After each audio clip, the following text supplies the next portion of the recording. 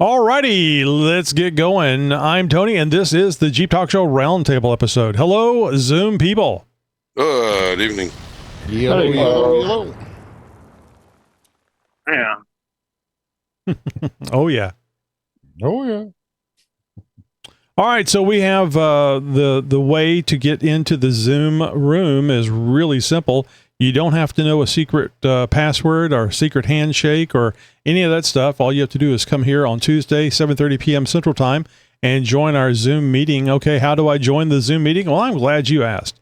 You can go over to xjtalk.com/contact and see all the ways that you can reach out and be part of the Jeep Talk Show community, including joining our Zoom meeting Tuesday, 7:30 p.m. And here's a little secret. And I'm going to steal this from Greg. The unofficial roundtable episode is on Thursday, also starting at 7:30 p.m. Central Time. We don't record. We don't put anything out. We don't publish anything on that one. So that's the episode that you can come in, just hang out and chat. Kind of like what happens before and after the Tuesday night thing. Why you people want to come here 2 nights a week, I don't know. But, I mean, you're having fun, and I'm very appreciative that you guys enjoy coming here and chatting with one another. I think a lot of good relationships have started because of the Jeep Talk Show community, whether it's on Discord or on the roundtable and through the Zoom meetings. And you guys have actually gone and made plans for trips off-road, which I think is just spectacular. So I think Zabo has been kind of talking about on the Discord server about the Rubicon trip. Is nobody going on the Rubicon trip with Zabo? I think it's September 24th. I wanted to go. I just ran out of vacation time. I'm not going to be able to squeeze it in. Mm-hmm. I know Steve-O is out of vacation time. Yeah, got a trip up to Drummond Island coming up here, but not enough to get me to California, that's for sure. That is a long haul for a lot of folks. You ain't kidding. All right. Well, if you're interested in going to the Rubicon and you'd like to go over there with one of the Jeep Talk Show listeners, Zabo has a really nice rig. He's going to be going out there. Come on over to our Discord server and join in, get more information on the Rubicon run, and see how you can attend. I think you'd have a lot of fun out there, especially with Zabo. Good folks. And I'm not sure who all is going with Zabo. He often talks his mechanic, the business owner of Platinum Off-Road out there, the guy that's responsible for Zabo's build. So I'm not sure if Micah's going or not, but there may be a few people out there, and it's always good to wheel with somebody. And of course, I would say that the Rubicon Trail and Moab, Utah are probably the 2 most popular destinations that every Jeeper wants to go to. So here's your opportunity, and I'm sure it won't be your last opportunity. All right, so Glenn, he bitched about it last week. Like, where's my questions, man? Glenn has sent us in some questions for the roundtable. We're using them this week because I don't want to hear more bitching this week about not using them. I'll find something else to bitch about. Yes, you will. Where's my review? I can't find my review. Did you take my review? Do you have to approve it? I'm just a little surprised that your review didn't show up. So we actually got a couple of reviews. I'll have to mention that on the flagship episode. Because I don't normally look at them. We haven't got any reviews in a long time, so I haven't been going over there and looking at the Apple reviews. All right, so here's our first question: do you buy 2 tires at a time, or do you buy a full set? And I'm assuming the full set, Glenn, you can correct this. The full set is a full set of 4 or 5. I would say 4. Okay. Because I always keep the worst one as a spare. And I don't know, is that a good idea? So how about you, Steve-O? Would you buy 2 tires at a time or a set of 4? Well, this is my first Wrangler, and when I did the lift, I put on 5 BFGs. But my past, with the XJ, with the WJ, I was about 4 because the spare tire didn't matter. I just did a full size that was out of sight, out of mind. Now I've got a nice tire on the back, but I rotated in when I do my rotation. So that being said, I'll probably be buying 5 when I replace the JL tires. All right. How about you, Dan? 2 or 4? Well, the last 2 sets of tires I upsized, so I'm stuck buying 5. They did not rotate my spare in, and I didn't point it out, so my spare is still brand new. So my next one will probably be 4. Any concerns about the age of the tire? Because I know, especially whenever they're exposed to the sun, they age, and you have a possible issue with them not lasting very long Yeah, because of the sun discount doesn't damage. touch them if they're over 6 years old. They won't even touch it. But That's a long time, though. 6 years is a yeah. long time. But I haven't get worried too much about it. So, and if it does go on, it's probably going to be till the other one gets fixed. Or, and if I have to buy, it'd probably be 2. If one got completely trashed and the spare was not good, then it'd probably be 2, depending on the age. If there's enough wear on them, I'll do all 4. All right, let's jump over to the Arkansas Aquaman Micro Jeep. Rick, what do you think, Rick? Is it 4 tires or 2? Well, so far, every time I've got new tires, I'm going up a size, so it's been 5 every time. Yeah.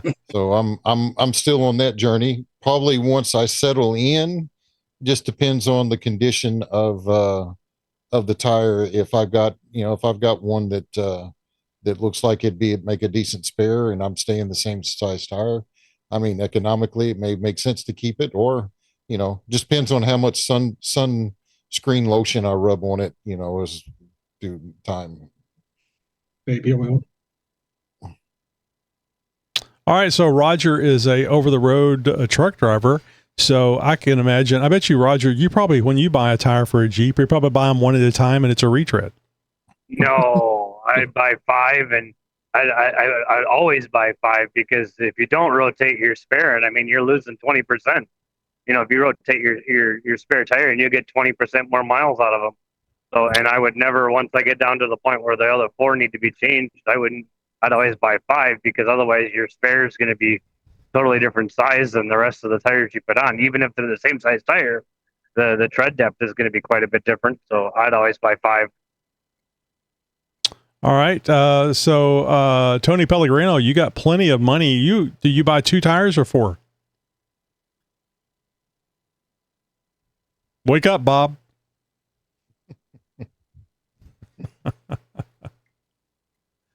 All right, let's go over. I wonder if he's answering. It doesn't know he's muted. How about you, Jacob? Is it 2 or 4 or 5? I don't think I've ever bought only 2 tires for anything I own. It's typically 4. Yeah. Spare, I just leave it on the back till it rots, because it never hits the ground. How about you, Kevin? Do you get 2 tires or 4 or 5 or some other number? I mean, if I've got the budget to do it, 4 is always the answer. But let's be real here. If you've ever had a blowout somewhere and you've got, even on our big mud tires, 20,000 miles on them, they're half worn. You go to Discount Tire or wherever they replace that one with the warranty. It doesn't really hurt anything. It's just not optimal. All right. All right. So I know the answer, Greg. It's always 4. But do we have to be concerned about this buying 2 tires? I mean, is there an issue, especially when you're putting in, putting it in 4-wheel low and having potentially slightly different gear ratio from the front to the back, assuming you change the 2 tires on the back or the front? Can you have enough wear on the tires where it would mess things up, maybe do some damage to the drivetrain? So my answer is very, very similar to Roger's, and I apologize for that, but I'm kind of a maintenance Nazi. So every time I do an oil change, I do a tire rotation, and in that rotation, I always mix the spare in the loop. I also check my tire pressure every oil change to make sure that my tire pressure is really good, so that my tires last longer. So, truth be told, I always buy 5. If I've worn them out, I buy 5. If I'm changing tire size, I buy 5. Mostly because when you mix the spare in and you monitor your tire pressure, you can make a set of tires last 100% longer than somebody who doesn't. Your front tires tend to have more wear because they're movable. They also tend to have more wear because we run into problems like ball joints and steering issues where people haven't adjusted. So with every oil change at 3,500 miles, I inspect all my steering. I inspect the ball joints. I rotate the tires. and I always rotate the fifth in the mix. So 100%, I never buy 2 and I never buy 4. I always buy 5 because I'm not going to buy just 4 and have an almost bald spare tire. Right. You mentioned something a few weeks ago called scrub radius. That's another thing that you have to be concerned about if you don't have the front end set up properly with the right size backspace wheels and offsets. That can certainly cause more tire wear. Is that something, if you haven't corrected the scrub radius issue, is that something that you should rotate the tires more often, especially front to rear? Well, mind you, for me, I'm already rotating more often than just about anybody in today's world because I do it every 3,500 miles. And I even change my oil more often than most people. So at 3,500 miles, it's not a big deal. And honestly, 85% of the tires out there, or 85% of the wheels out there, don't have the right scrub radius. People didn't look to make sure they have the right scrub radius when they bought their tires. So 100%, if your tires are more offset, if they stick out more, which causes more scrub, then you're definitely going to wear your tires out way faster than if you had the right scrub radius. Mm-hmm. So very good question, Tony. Thank you. George, tell me about your tire buying habits. Do you buy 2 tires when you need tires and rotate them in, or do you go ahead and buy 4 or 5? Yeah, I always do a full set, whether it's 4 or only the XJ I carry a spare on, but otherwise I do a full set and I rotate them.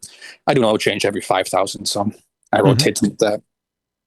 So when you're rotating those tires, do you have a lift that you can change those, or are you putting them up on jack stands, or doing it even more difficult where you move them around, lift up one corner, move it to the next corner, and just go really a long way around to get it all done?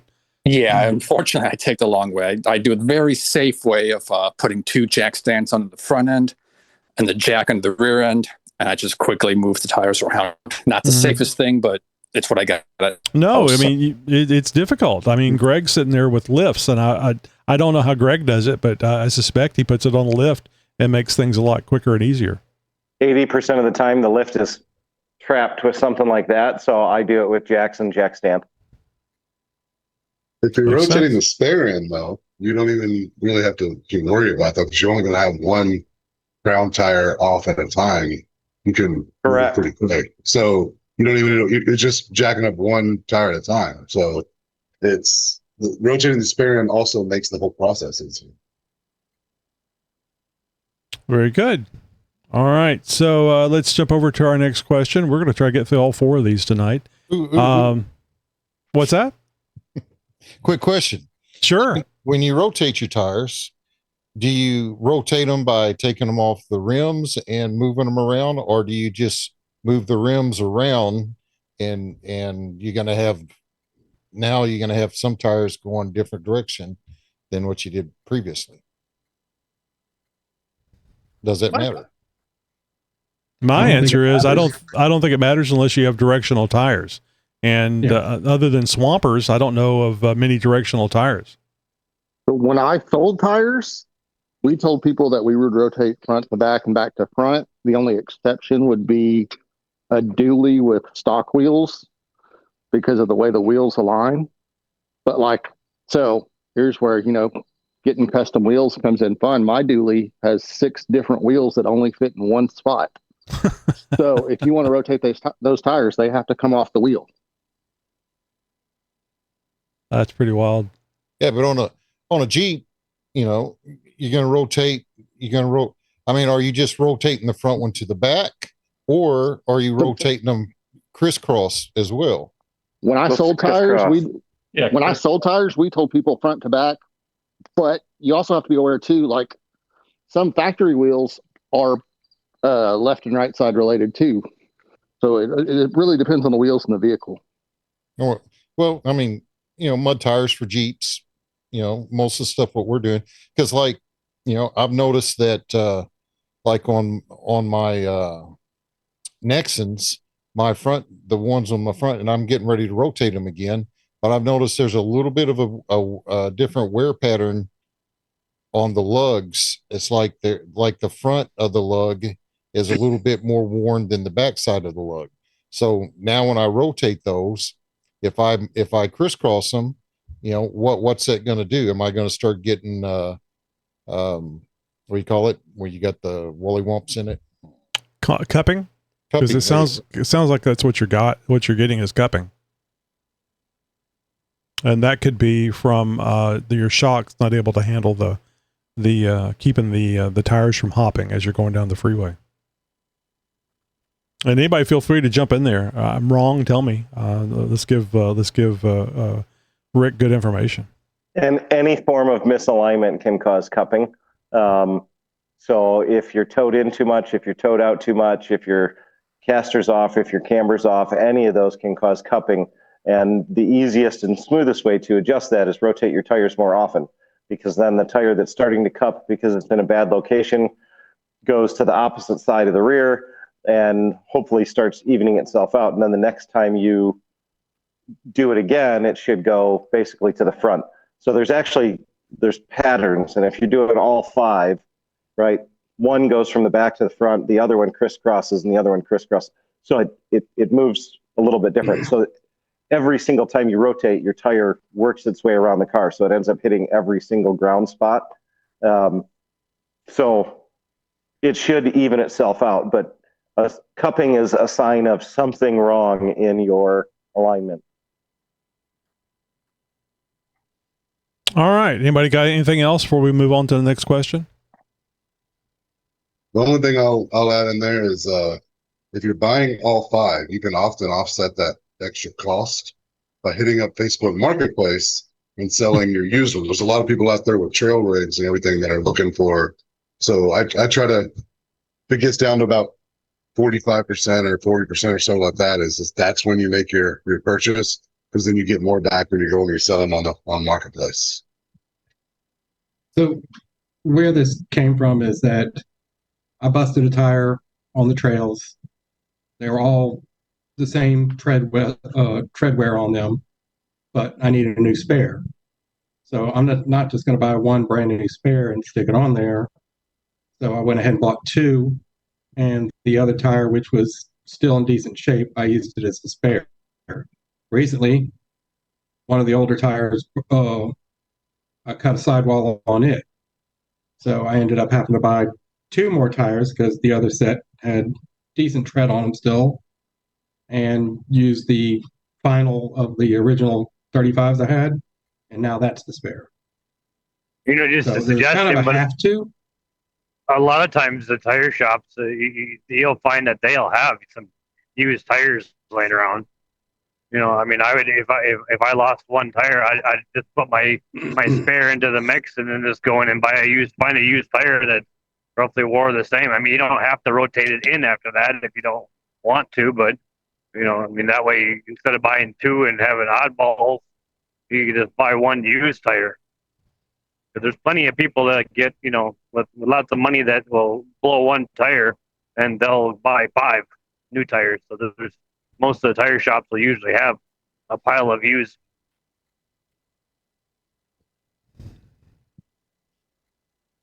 All right, so moving on to the next one. Do you have your tires balanced with regular weights, or do you use balance beads?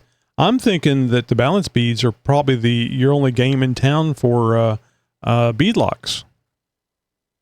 Just the opposite. I wouldn't put balance beads in my worst enemy's car. Yeah, I run beadlocks and I have regular weights on mine. They hold up just fine. Oh, I've always heard it's difficult to find a place that will balance a beadlock. No, they won't mount them, beadlocks but they'll balance just like anything else. Beadlocks balance just like anything else as long as they are properly installed.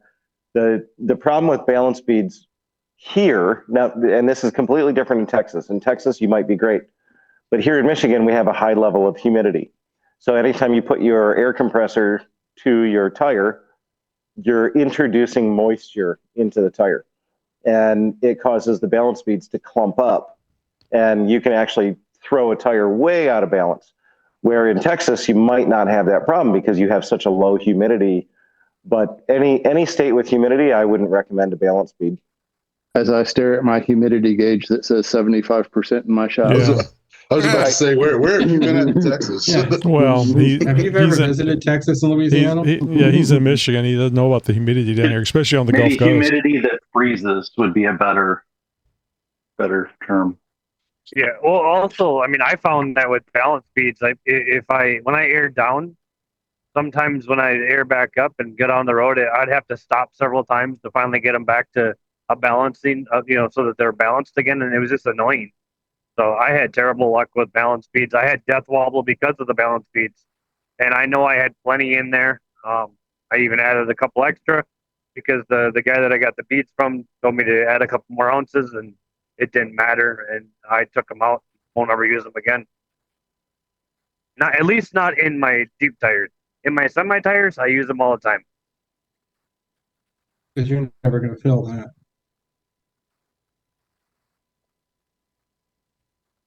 What'd you say? Because you're never going to feel the out of balance tire on the 18 wheeler, especially if it's on the trailer, would you? Not with that many tires.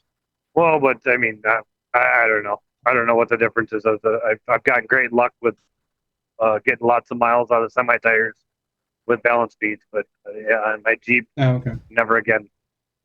Well, Glenn, this is your question. So, what's your answer for the balance regular weights or balance speeds? I get the feeling that you do weights, but you're considering balance speeds. Correct. So with the new tires I just put on, we have a balance machine at work, so I used it, but I don't think it's actually calibrated correctly, because my smaller tires on my other car, I'm having vibration from it, but 35s that I mounted were perfect. No vibrations or anything out of them.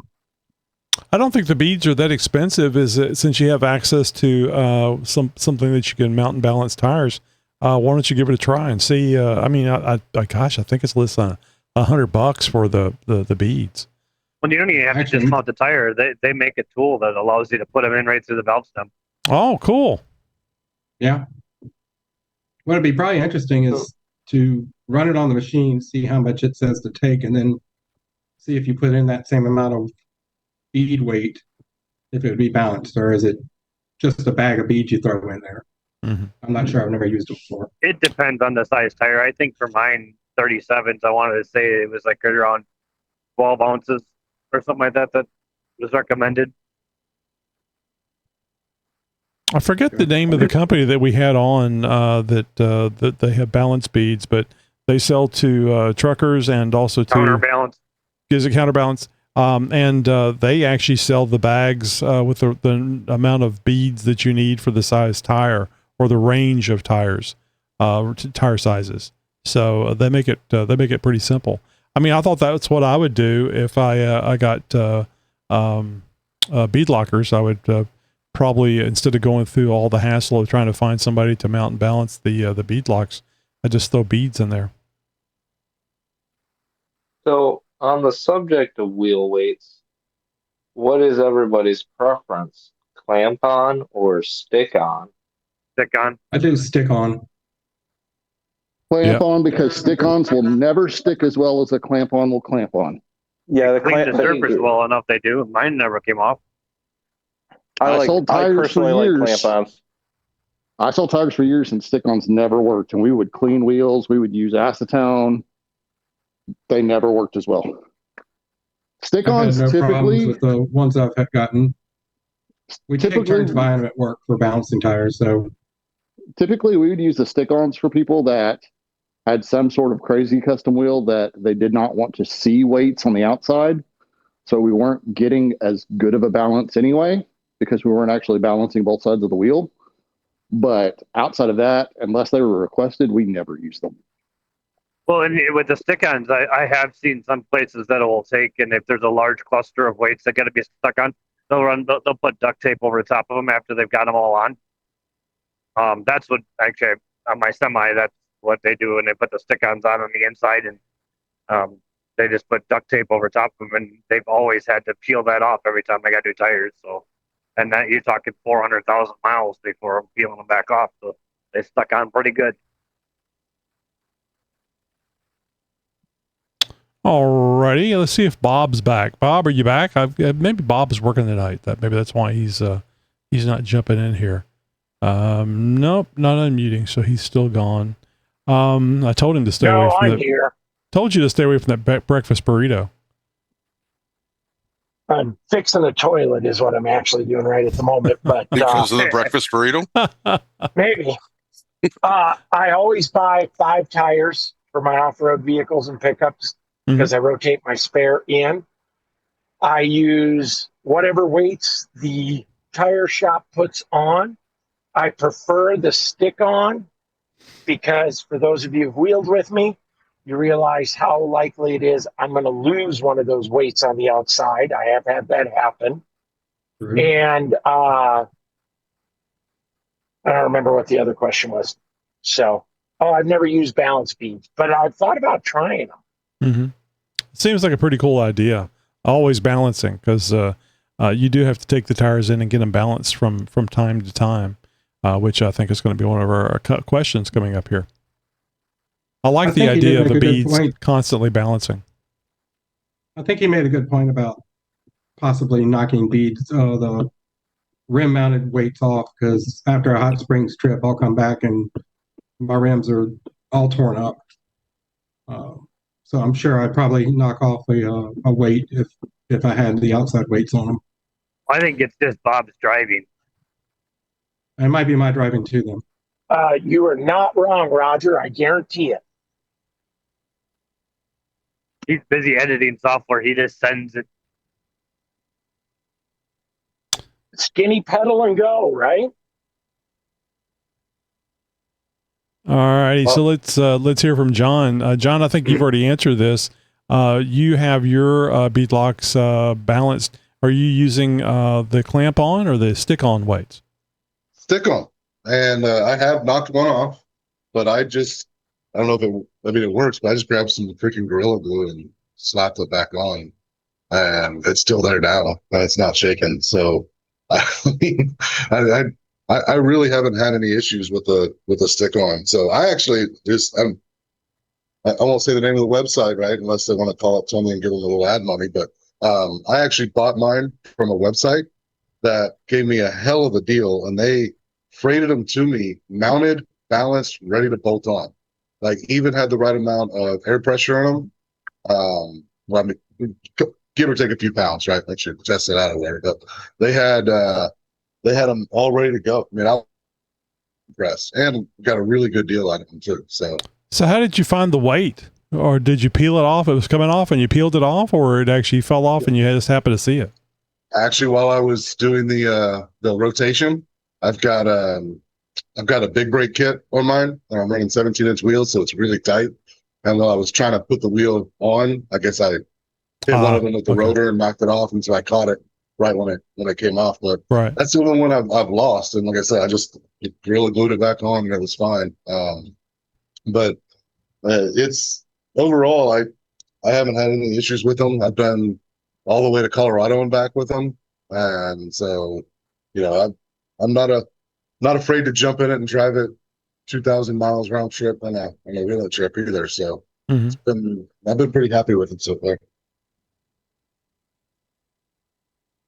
I'll add something when it comes to balancing wheels. For people that are putting their own wheels on or their own tires on their own wheels, a lot of tires, a lot of people don't know that there's a mark on the tire itself that represents, in most cases, where the valve stem is supposed to go. Because there is often a heavy point on a tire, and if you put it in the wrong spot, you may end up adding a lot more wheel weights than will still be necessary, because that's how much you'll need to balance them. But if you put the tire on properly in relationship to where that mark is, a lot of times you'll end up with a lot less weights to put on. Yeah, and when you're mounting the tires, if it shows a lot of weight and then you move the tire, 25% on the wheel, put it back together, air it back up, sometimes your weight will go down or up, and you can keep moving the tire on the wheel until you get the optimal, spot where it uses the least amount of weight. So it just takes a lot longer. So most tire shops won't do that. But if you have your own tire machine like Jacob, you can do it. if they know what they're doing and they look for because almost all tires are marked where the heavy spot is and where the valve stem's supposed to go. It's just a lot of people don't even look for it. Some of them will have like a sticker. Some of them will have like a little red round circle. Yeah, they'll have a little green dot or a blue dot. Yeah. And one of the other problems is with a lot of the aftermarket wheels, they're not nearly as true as a factory wheel. Right. So sometimes it doesn't line up with that valve stem hole. Sometimes it lines up with a completely different spot on the wheel because 95% of the wheels are made in China, and sometimes that 12-year-old kid didn't stop the machine fast enough. Well, that, and like if you've ever seen tires get delivered, they don't get delivered on pallets. They're all rolled up next to each other. Oh yeah, big piles. Yeah. So that dot can rub off. Like I've probably installed a couple thousand tires. Not that many of them had that dot. Yeah, I thought I read recently that the dot's not so much a thing. At least not anymore. I know for motorcycle tires it absolutely is. So the dot is the heavy spot goes away from the valve. But I thought I had read somewhere recently that on automotive tires it's not so much a thing. No, it's another funny one is the wheel locks, like the factory installed wheel locks. They'll take one of your lug nuts off and they put on one of their wheel locks. And like Chrysler forever had these huge, clunky, heavy ass wheel locks. Well, that throws the tire off balance like 6 ounces because you're adding an ounce, at the center. By the time it translates out to the outside of that radius, it's like a 6 ounce out of balance.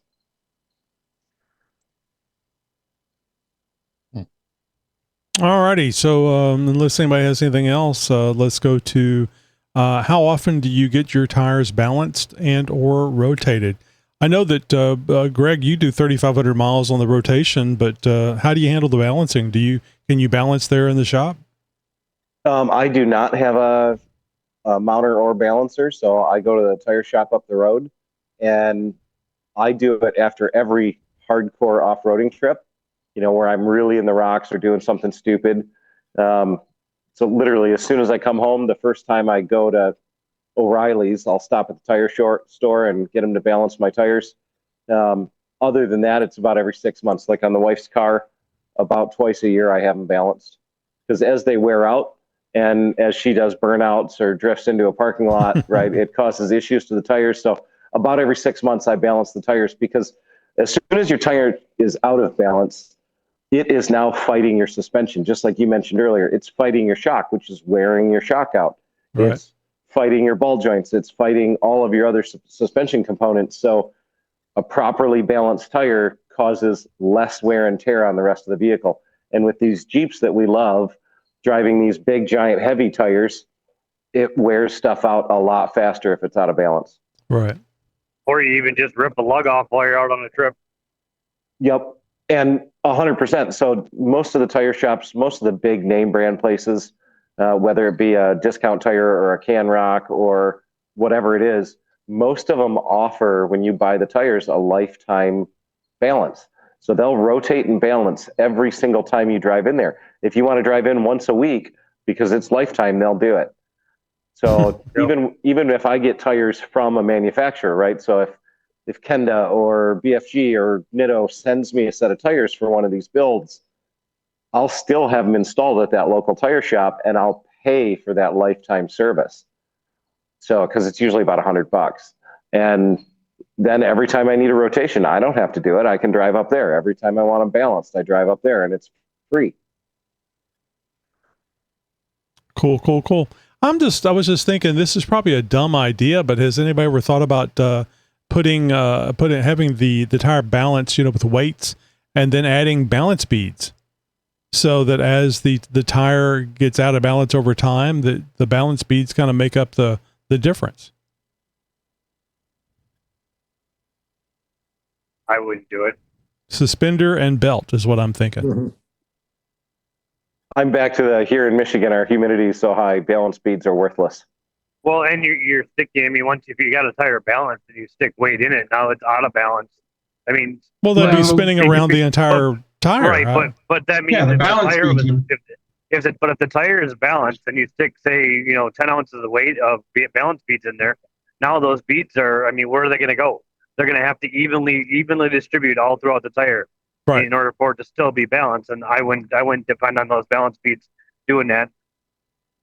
They totally will do that. And not for me. So the way balance beads work. Well, I know how they work.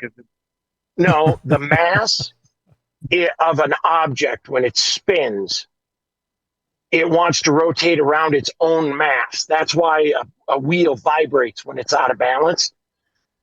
It's not that one little out of weight spot is pulling the tire. It's that the tire wants to center itself around its mass. And that's not true in the center of the circle anymore when your wheel's out of balance. So your balance bead goes to the spot where it needs to be. It's not magic, it's physics. The beads are pulled to that spot until it evens out, and then the rest spread out throughout the tire evenly. So if your tire is 100% balanced and you put balance beads in it, they're just going to make an even weight all the way around the tire. That's Bob, physics. I think the experience that we're talking about, though, is for those that drive more than 35 miles an hour. So once you get above that, I mean, I realize that's uncharted territory for you, but once you get above that, the balance issues tend to get a lot worse. And I'm with Roger on that. Like, I wouldn't go with the beads. So well, you have to get above a certain speed for the balance beads to work. Like if you hit 35 or 40 with a certain amount of inertia. Yeah, they got to have a certain rotating speed in order to throw to their spot. If it was a good idea to do that, why would tire manufacturers have different set amounts of beads to put in the wheels? They would just tell everybody to buy 20 ounces of balance beads and dump it all in. If it was a good idea to not just balance it but overdo it, why wouldn't they suggest it? Why wouldn't they tell you to get, like I said, the same amount? I mean, they could throw 30 ounces in every tire because that would incorporate every tire, right? You could, but it wouldn't be. But they don't do that because it's not a good idea. No, I'm telling you, Roger, the physics of how balance bead works, it would work. Yeah, in a perfect scenario, but as soon as you add an ounce of water in there and they clump up anyway, then you're fucked. Yep. That's a whole different problem, though. Right. I'm telling you that the physics of it would work. In a perfect world. There isn't arguing with physics. Physics is physics. It's set. It works or it doesn't. But the way that works... Bob is channeling his inner Sheldon. You're not wrong, Greg. I mean, this is the reason why I mentioned it, because to me, the way balance beads work, at least my limited understanding is that they're going to go to where the tire and wheel combo is out of balance, and if it's balanced, they won't go anywhere. Yeah, so 100%, and Bob is also 100% correct. And the only reason that I'm against him is because I've had a negative connotation when we air up and air down all the time because we're going off road and we inject a whole bunch of moisture into the tire, then the balance beads don't work. And now you have a 20-ounce clump in one spot and you shake your fillings loose when you're just driving, go to the gas station. Well, and physics is math, and I was told there would be no math. They need to add some of those little beads that you get in those little packets to keep the thing where it says "don't eat," where it keeps the pills or whatever dry. Yeah. Let me throw another monkey in here with all the squirrels. Well, Travis isn't here, but go ahead. All right. So, and I know I've asked this question before, and I know Roger's got Roger's got some opinions on it. So there's another device for balancing your tires, and you wouldn't have to worry about humidity. And that's that Centra, whatever it is. It's the Centromatics. Yeah, Centromatics, and that's the ring that mounts in between your tire and basically in the mounting surface there, and it's got all the beads in it. Or I don't think it's beads. I think it's actually like some type of steel dot. Yeah, but anyway, so that is doing the same thing, but you don't have to worry about the humidity. Now what? So the theory behind those Centromatics is it's not only balancing the tire, it's also balancing the axle or the hub. And that's why they, like in semis, they use them a lot because the hubs are pretty heavy. I don't like them. If you're somebody who looks at your wheels on a regular basis, I mean, like all the time, and you're going to spot 1 or 2 30-second defect that's starting to create on your tire, well, you're pretty good, but then they'll work for you. The problem I have with Centromatics is they mask the problem, and by the time the problem becomes apparent, because your tires wobbling or shaking, or it's starting to show some real deform to it, like cupping or something. By the time that happens, you might as well take the tire off, throw it away, because it's not going to last. Because once the tire starts to wear bad, it doesn't stop. You can't correct it. It's just going to keep going. So Centromatics, in my opinion, and I got rid of them off of my semi. I had them on all 10 spots, and I got rid of them because they mask a problem until the problem is so bad that the tires are junk. So that's why I won't use them, period. You just got to learn to do a better burnout. Yeah, if you took all the time to make sure that your wheels were right and had the right offset so that your scrub radius was good, and then you slapped those on, you fucked it all up. Well, and that's why I said the idea behind those things was also, then that's why they get mounted on the hub, usually in between the hub and the wheel, is because it's supposed to not just balance the tire, it's supposed to balance the hub and the tire and wheel. But again, I don't like them. Oh, and I guess I should mention that you don't have to use balance beads just if you have beadlocks. That seems to be a good workaround. You can use balance beads on any tire wheel combination. Although I think if I remember the interview with Counterbalance, I think it's right. Counterbalance. I believe they were saying that it needs to be a sufficiently large enough tire. I don't think the beads work too good on passenger vehicles. So I just posted in the chat a video from YouTube of a guy who was testing out how good balance beads works, and he had a GoPro inside the rim. And he figured the weight that would throw it off, and then when he spun the tire, the first time it was 2 ounces off. The second time he spun it, it was down to 1.5 ounces off. So obviously the beads are working inside of a tire when it does. A GoPro is not light. Right. And a mount. How is he controlling one turn of the tire? If you just spin it one time, those beads aren't going to level out. They have to have a certain amount of speed. Yeah, there's a certain speed that that's why he did it twice. Get to. Well, yeah, but if you're just spinning it, you're not going to hit. Oh no, it's on a balance machine. The video. So he's doing a full balance run on a balance machine.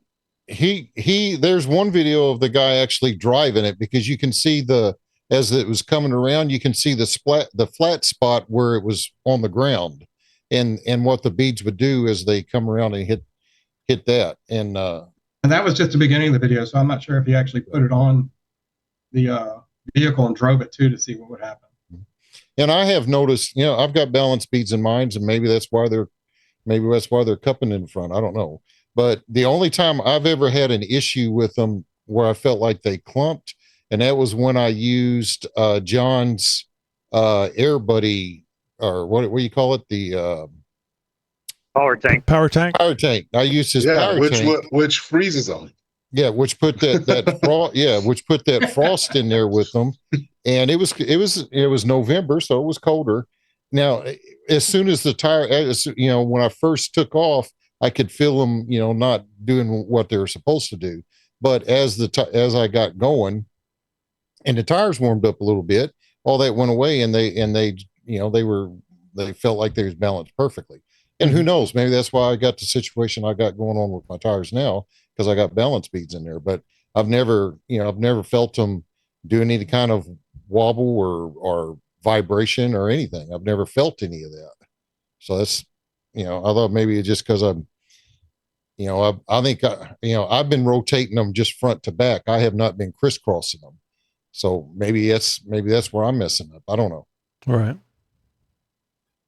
All right, let's jump to this last question. Do you use torque wrench when putting your tires on your Jeep, or do you use the 2 UGA rule with the impact gun? That's a good one. And it really depends on the impact gun. I mean, I had a Sears Craftsman actual air tool, and then I got that damn DeWalt 899, and I stripped out some badass bolts, not on the wheels, but I mean some really, really big bolts. and using that thing, holy crap, battery power, man, it's just, you can do some damage with a good tool. Yeah, I'm laughing at Greg down there with the, but I use, since I'm up here, I'll just go ahead and say I use a torque wrench because yes, as soon as I understood the process of that don't say physics, don't say physics, the physics of stretching that bolt. Once I know that lug or nut or whatever you call it, the bolt itself actually stretches, then I'm like, oh crap, I don't want to be overstretching that mug because right. I don't want it to come off going down the road. Yeah. Well, and the theory behind using a torque wrench is you're especially on the front, or well, I guess it could be front or rear if you got disc brakes front and rear, is you can actually warp the rotor by not having this equal torque on all 5 or 8 or 25 lugs. You can warp the rotor, you can rope your wheel, you can overstretch bolts. There is no reason that an impact wrench should ever tighten a bolt, period. All bolts have a nominal torque stretch, and your lug nuts are no different. In fact, the half 20s that most of us see on our Jeeps, or even the 14 millimeters that the newer Jeeps see, they're designed specifically for a certain amount of torque. They can take 3 times the amount of torque that it's called for. It's a very large bolt. They're hardened bolts. They're very good. However, the wheel can't take the extra torque.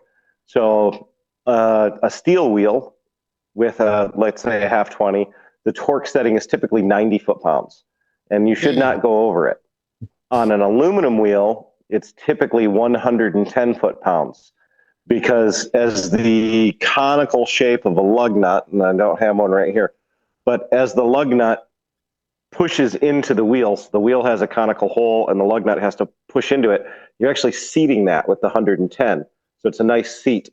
If you over torque it, if you go with the Uga wrench, and the Uga wrenches today are so phenomenal that they can provide way more torque than is ever needed, right? I mean, I've got a couple Milwaukees floating around that are well above 600 foot-pounds. If you hit it that hard, you're going to, it's not that you're overstretching the bolt, even though you can with the big ones today.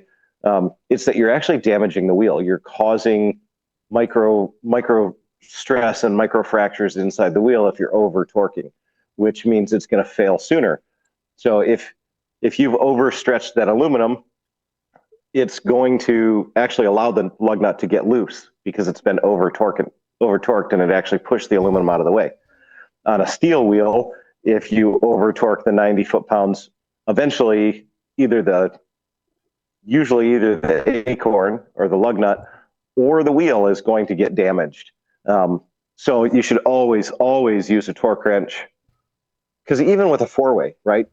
Most of us are decent-sized adult men, and we can put down some serious force. If you've got a 4-way that's got a 2-foot throw on it, and you put all of your grunt into it, you're going to be way above that 110 foot-pounds. You're probably going to be 170, 180 foot-pounds. And same thing, you're actually causing damage to your wheel, and wheels are expensive. Don't damage them. Use a torque wrench. Is there, do lug nuts have getting off the soapbox. Do lug nuts have a life expectancy? I know that like head bolts, you're supposed to, sometimes they're 1 use or 2 use. Are lug nuts the same thing? Do you have to worry about that whenever you're rotating tires? It depends entirely on the lug nut. So the construction of the lug nut is different in lots of different manufacturers. If you look at the typical acorn from the factory, it is a steel acorn with a chrome condom on top of it. So it basically has a cover that goes on it and then crowns at the end. Those eventually fail, right? Moisture gets in there, they stretch a little bit, and they fail. So some lug nuts are definitely not, all lug nuts are not created equally. Some lug nuts, you can use them 1,000 times and never have a problem, as long as you're using the proper torque specs. Other lug nuts, like the factory ones or some others that have that shell, they are going to go bad. And when that shell comes off, it goes from a 19 millimeter or a 3/4 to an 18 millimeter, and then it doesn't attach as well, or it doesn't come off as well with the right tool. But a good lug nut will last just as long as your wheel or your tire and can be used through 50 wheels as long as you're torquing.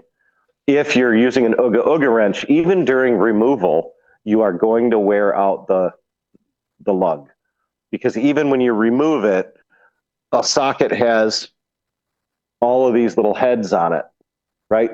And even when you're removing it, those heads, if you're using the ooga, they're going bang, bang, bang, bang, bang, and it's actually putting little micro fissures on the lug nut. So you will wear them out if you're using a lug nut. So isn't it true that you're not supposed to use an impact on the lug nuts? Is it you can take them off with the impact, but you're not supposed to put them on?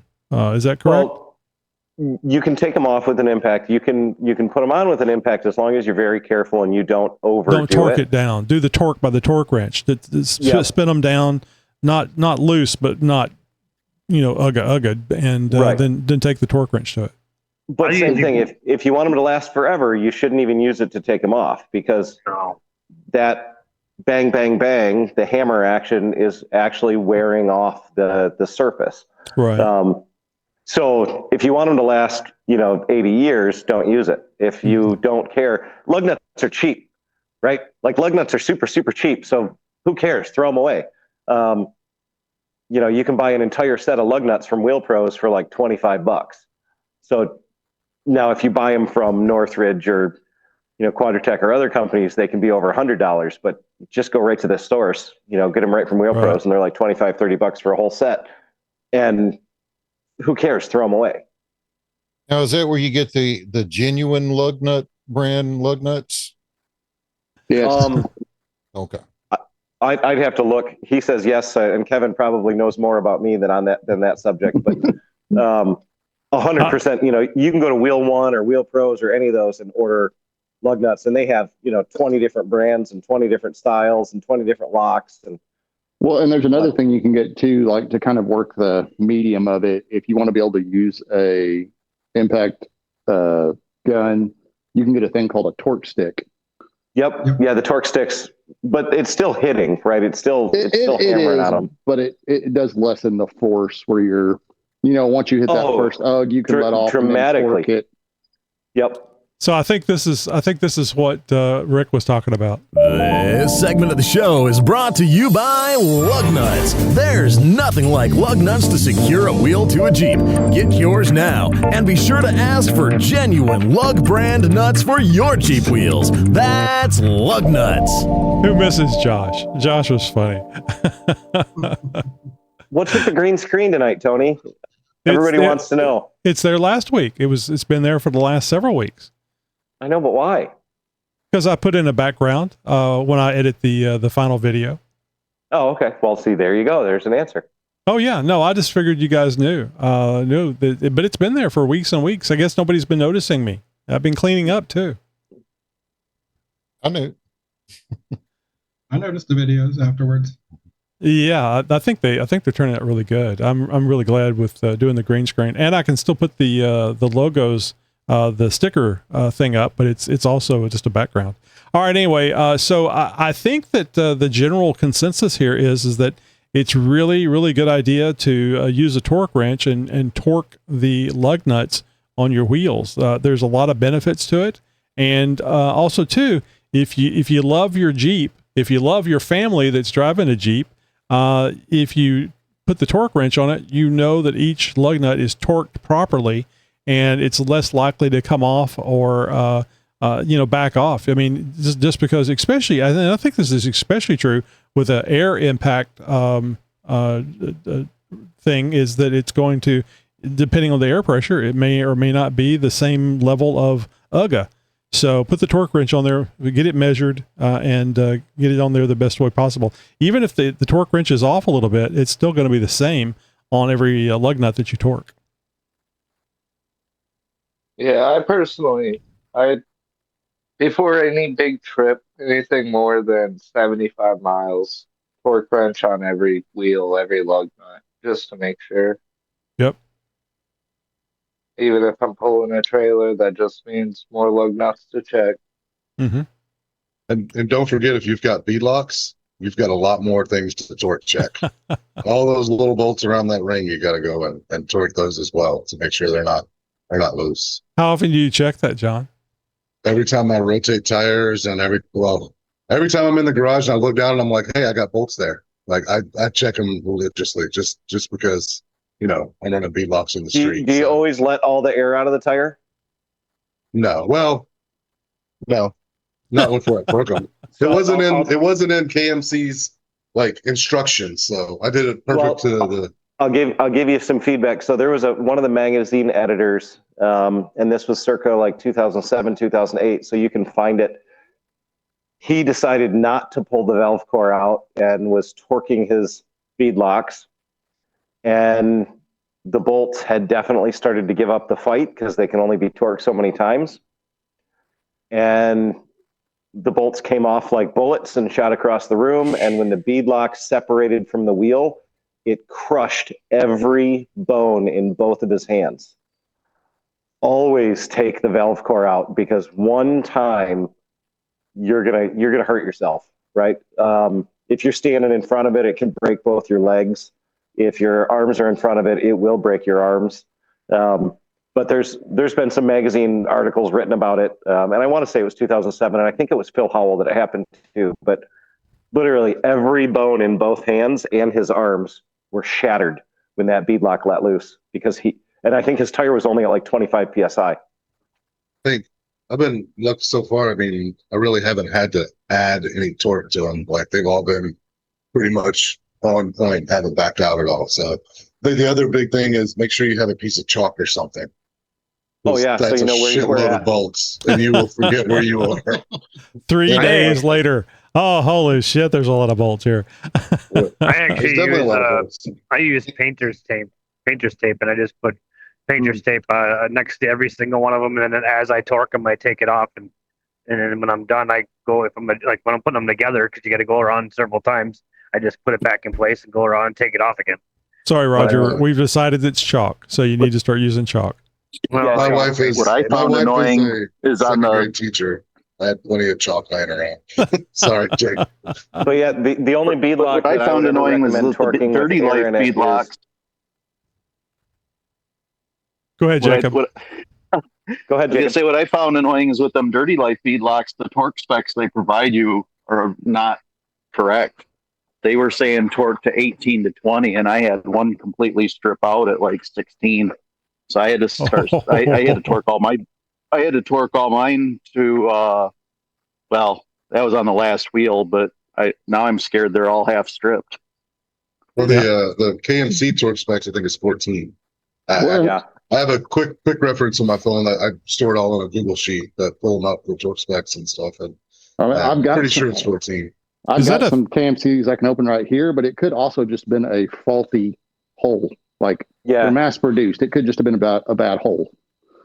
Yeah, it could have been. Yeah. I usually, anything that uses a 5/16 bolt, I drill them all out and helicoil every single hole before I start putting them together. That way, I've got a big helicoil in there. Damn it, man! And then I can torque them to 30. Man, damn it, man! I know you know what you're doing, but I don't know how you get anything done with the tire rotations and drilling out holes and all that stuff. Man, you go through a lot.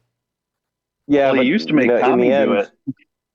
Yeah, Tommy did a lot of it, but in the end, when my customer drives away with their Jeep, they know they don't have to worry about it. I'm not complaining. I'm just thinking about you spend a lot of time on details, and you guys need to think about that, because I think that's why in the details. I think that's why Greg's out there from 5 a.m. to 2 a.m. because he's drilling holes and stuff. I got another question. So real quick, let me just ask this one real quick, being the host and all. For the beadlocks, do you on the bolts? Do you put Loctite on it? Blue, I'm thinking blue Loctite on the bolts. No, anti-seize. All right. Okay, Greg, go ahead. Anti-seize. If you Loctite your beadlock bolts, there's a high likelihood you've got a steel bolt and an aluminum hole, and if you add Loctite, there's a high likelihood when you go to take it out, you will take the threads with it. So interesting. I put anti-seize on every beadlock bolt always. Copper or silver? Silver. Copper will kill you. I learned the very, very hard way. If you take a steel bolt and put it in an aluminum hole, you get a thing called galvanic corrosion. Mhm. If you put silver anti-seize, you don't get galvanic corrosion. If you put copper anti-seize, it is a third dissimilar metal, and it speeds up the galvanic corrosion process. And you've created the battery in the process. I did a Jeep. Yeah, I did a Jeep in 2018, and I bought a whole bunch of the copper stuff because it was on sale, and we put them together. A month and a half later, a different tire sponsor asked me to put their tires on, and every single bolt snapped when I tried to take them off. 32 bolts in every wheel. And then we had to, luckily there was a great machine shop, went up to the machine shop. We had to drill every hole, tap every hole, helicoil every hole, and then put bigger bolts in. So yeah, copper anti-seize and aluminum wheel. I would highly recommend that nobody does that, because that was miserable. So what you're saying is, whenever hours of hell. What you're saying is that when somebody doesn't pay their bill, you've still got a lot of copper anti-seize laying around. I actually threw it all in the garbage after that. I was so dismayed at the that's amount a of lot extra of work. Yeah, that was a lot of money there. Yep. All righty. So I know you guys love just chatting about anything you want to chat about. So we're going to wrap this thing up and let you guys I don't get to ask my final question. Get to that. Well, I thought that was you. That wasn't you that asked the question? That was me that asked I said, hey, one quick question. Yeah, I said, go ahead, Rick. And then Greg started talking. So I figured you said, go ahead, Greg. All right, go ahead. Yeah, that's why he went ahead. All right. Hurry up, damn it. All right. So torque wrench etiquette. 1 click or 2 clicks? Oh, I thought you meant it was like be at the gym. You're supposed to wipe it down once you get done using it. I think I heard that anything more than 2 clicks is just playing with it. They go blind. Being serious, if you're getting the torque click out of one full fluid smooth motion, 1's fine. Yep, Kevin is right. If you're doing a nice smooth fluid motion and you're not jerking, 1 click is fine. I'm retentive. I always do 2 clicks, but I also, after they're all tightened and all clicked, I do them again just to make sure, because when you tighten one, it affects the torque of the ones next to it. Right. Do you remove the tape? With beadlocks. Do I what? Always remove the tape. Yeah. No, chalk. We don't use tape anymore. So it's only chalk. What about in high humidity? Oh, well, then you gotta jiggle the sweat off your balls between each click. You gotta jiggle it. All right, everyone, that's a wrap for this week's Jeep Talk Show Roundtable. A big thank you to all of our Zoom participants, except for Rick. You guys made this so much fun and informative every week. And of course, a shout out to everyone watching us on YouTube. We appreciate you tuning in, and make sure you like, share, and subscribe. I should have cued Greg to do that, because he does such a good job of that. Remember, you can join us again next Tuesday, 7:30 p.m. Central Time, for more Jeep Talk, random questions, and always a few rabbit trails. Don't forget to visit xjtalk.com/contact to find out how you can be part of the conversation. Thanks again, and we'll see you next week. Thanks, guys. Broadcasting since 2010. You're my friend. You're my new friend.